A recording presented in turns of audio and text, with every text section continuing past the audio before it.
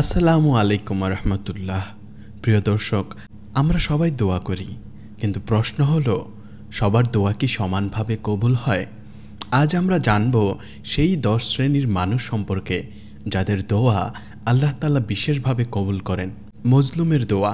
রাসূলুল্লাহ সাল্লাল্লাহু আলাইহি ওয়াসাল্লাম বলেছেন, মজলুমের দোয়া ও আল্লাহর মাঝে কোনো পর্দা নেই।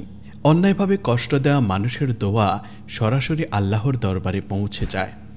অভিভাবকের দোয়া সন্তানের জন্য, পিতামাতার দোয়া সন্তানের জন্য অতি দ্রুত কবুল হয়।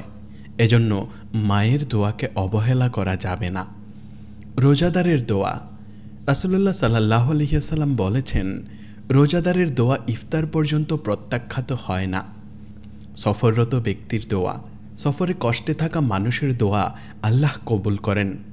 ন্যায়পরায়ণ শাসকের দোয়া। যিনি ন্যায়ের সাথে মানুষের হক আদায় করেন, তার দোয়া আল্লাহ কবুল করেন। সন্তানের দোয়া পিতামাতার জন্য।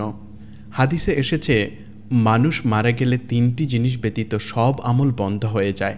তার একটি হলো সৎ সন্তানের দোয়া। তওবাকারীর দোয়া। যখন বান্দা আন্তরিকভাবে গুনাহ থেকে ফিরে আসে এবং আল্লাহর কাছে ক্ষমা চায়, তখন তার দোয়া আল্লাহ কবুল করেন।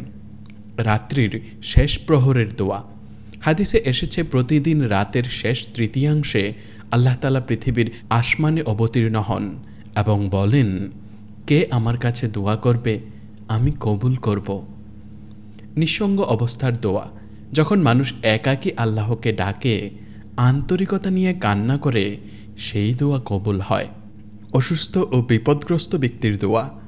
দুর্বলতা, অসুস্থতা ও বিপদে থাকা মানুষের দোয়া আল্লাহ দ্রুত কবুল করেন।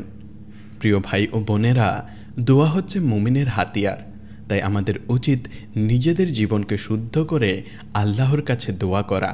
কে জানে, হয়তো আজই আমাদের দোয়া আল্লাহ তাআলা কবুল করে নেবেন। আল্লাহ আমাদের সকলের দোয়া কবুল করুন।